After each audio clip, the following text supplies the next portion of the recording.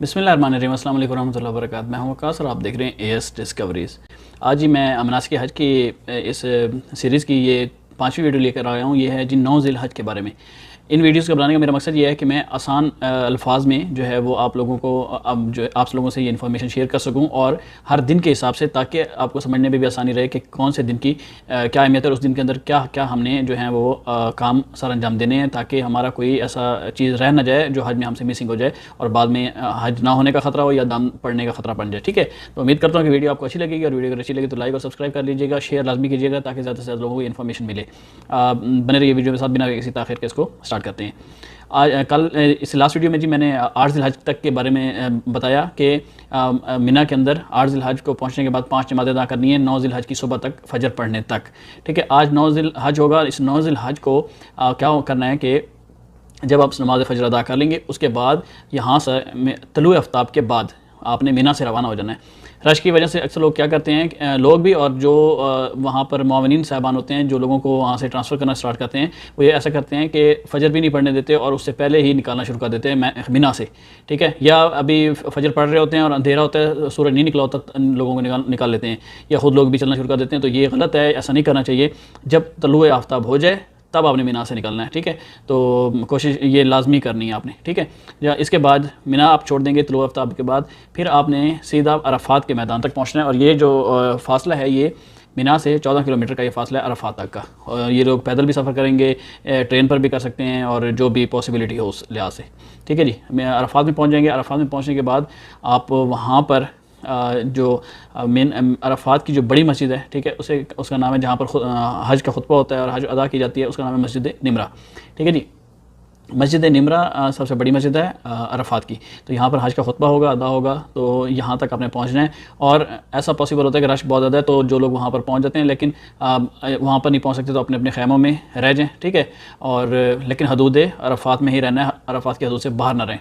ठीक है, क्योंकि ये रुकन आज़म है अरफात का दिन, और ये 9 ज़िल हज का बहुत बड़ा दिन है। और इस दिन से आपके काम बहुत ज़्यादा स्टार्ट हो जाएंगे, और ये 2 दिन कम अज़ कम जो है 9 और 10 ज़िल हज के ये थका देने वाले दिन होते हैं। ठीक है जी, और ये माशाल्लाह इतना बाबरकत दिन है। एक तो हज का खुतबा होगा, और इसी रोज़ 9 ज़िल हज को ग़िलाफ़ काबा भी तब्दील किया जाता है। 9 ज़िल हज को जी जब आप अरफात में पहुंच जाएंगे, तो यहाँ पर ज़ोहर और असर की नमाज़ें जो हैं वो एक साथ अदा की जाएंगी, एक अज़ान और 2 अकामत के साथ। ठीक है, और हज का खुतबा भी अदा किया जाएगा।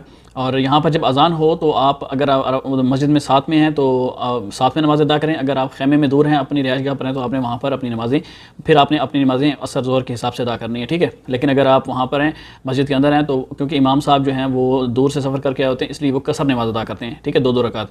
तो अगर आप मकामी हैं, आप भी दूर से हैं और आपका क़याम 15 दिन से कम है, तो आप भी 2-2 कसर ही अदा कर लेंगे, आपकी नमाज़ कंप्लीट हो जाएगी और खुतबा भी हो जाएगा। सही है। और लेकिन अगर आप मकामी हैं तो आपने 4 रकात अपनी नमाज़ पूरी करनी है।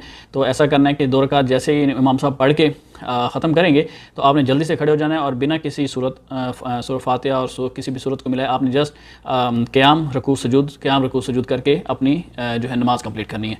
ऐसे ही जो है ज़ोर और असर अपनी नमाज़ कंप्लीट कर लेनी है। ठीक है, तो ये आपकी नमाज़ अदा हो जाएगी। उसके बाद आपने ज़वाल आफ्ताब से लेकर और ग़ुरूब आफ्ताब तक आपने जो है इधर अरफात के मैदान में रहना है। और इसमें अरफात के मैदान में जो है इसे वक़ूफ़ अरफा कहते हैं। और आपने खूब गिड़गिड़ा के दुआ मांगनी है, इस्तग़फ़ार करना है, और खड़े होकर दुआ मांगें जो ज़्यादा अफजल है। थक जाएँ तो आप बैठ भी सकते हैं, और कोशिश करें कि अगर आप जबल रहमत के पास हों, जो एक जबल रहमत जो है जहाँ पर हज़रत आदम और अम्मा हवा की तौबा भी कबूल हुई थी, और हज़रत हमारे प्यारे नबी हज़रत मोहम्मद मुस्तफ़ा सल्लल्लाहु अलैहि वसल्लम ने आके करीम ने यहाँ पर खुतबा हुज्जतुल विदा भी दिया था। तो अगर कोशिश करें कि उसके करीब हैं या उस पर जगह मिल जाए तो अच्छी बात है, नहीं तो जहाँ भी आपको जगह मिले आप खड़े होकर या बैठकर जितना भी पॉसिबल हो सके, बैठे हैं तो खड़े हो जाएं, खड़े हैं थक जाएं तो बैठ जाएं, तो यहाँ पर आप दुआ मांगें। इसके बाद जब आप ग़ुरूब आफ्ताब हो जाएगा, अज़ान हो जाएगी मगरिब की, अब आपने मगरिब की जो है ना नमाज़ अदा यानी करनी। नॉर्मली हम लोग मगरिब की नमाज़ आपको पता है जैसे अज़ान होती है नमाज़ पढ़ते हैं, लेकिन इस दिन मगरिब की नमाज़ यहाँ पर अदा नहीं होगी। आप यहाँ से मूव कर जाएंगे मुज़दलिफ़ा के लिए। अब क्योंकि मिना से अरफात का सफ़र था 14 किलोमीटर, लेकिन क्योंकि मुज़दलिफ़ा और मिना में जो है तकरीबन 4 से 5 किलोमीटर का फ़ासला है, तो उसको माइनस करें तकरीबन 8 से 9 किलोमीटर का सफ़र बनेगा आपके लिए। तो ये आपने वापस मुज़दलिफ़ा पहुँचना है। ठीक है। वहाँ पर पहुँचने के बाद आपने वकूफ़ मुज़दलिफ़ा करना है, ठीक है। ये वाजिबात में से है। और यहाँ पर एक खुले आसमान के नीचे जो सुन्नत हमारे खुले आसमान के नीचे नबी करीम सल्लल्लाहु अलैहि वसल्लम ने भी यहाँ पर रात गुजारी और आपने भी यहाँ पर रात गुजारनी है। जब आप यहाँ पे पहुँच जाएंगे तो यहाँ पर आपने मगरिब और इशा की जो नमाज़ है, एक अज़ान और एक इकामत के साथ मगरिब की नमाज़, मगरिब के फ़र्ज़ पहले, फिर इशा के फ़र्ज़, फिर मगरिब की सुनते हैं, फिर इशा की सुनते हैं और फिर वितर, तो ये आपने अदा करने हैं और ये वाजिब है। और आपने चाहे आप अकेले भी हैं तो आप इसको तब भी आप अदा कर सकते हैं, ठीक है। तो ये आपने इस तरीके से अदा करनी है। अब क्या होगा कि अब आप नमाज से फ्री हो जाएंगे तो ये रात आपने खुले आसमान के नीचे गुजारनी है। और इस रात में आपने, क्योंकि सारा दिन की थकान भी होगी, तो इस रात में आपने बाकी इबादत जितनी कर सकते हैं करें। उसके अलावा आपने यहाँ पर भरपूर आराम करना है, सोना है, क्योंकि इससे आने वाला जो अगला दिन है वो आपके लिए बहुत ज़्यादा थका देने वाला होना है। तो आपने सुकून से सो जाना है, रेस्ट करना है, ताकि आप में एनर्जी जो है वो आप उसको बहाल कर सकें और दोबारा से अगले दिन के लिए तैयार भी हो सकें।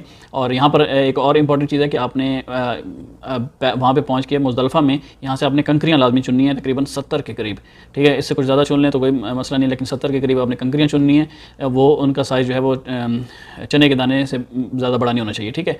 तो आपने 70 कंकरियाँ चुनी। ये आप वैसे सुबह की नमाज़ पढ़ के या उस सुबह भी चुन सकते हैं, लेकिन बेहतर है कि आप रात को पहुँच जाते हैं तो उस टाइम कलेक्ट कर लें, उसके बाद सुकून से आप रेस्ट करें और सुबह अपने बाकी फ़राइज़ जैसा अदा करके आगे निकलें।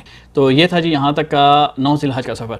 तो उम्मीद करता हूँ आपको इज़िली समझ भी आ गया होगा और इससे काफ़ी नॉलेज मिली होगी। और इस वीडियो को लाइक और शेयर कर दें, अच्छी लगी है तो सब्सक्राइब भी कर लें और अपना और अपने गिरदनवा का ख्याल रखें। मिलते हैं इंशाल्लाह नेक्स्ट वीडियो में, तब तक के लिए अल्लाह हाफ़िज़।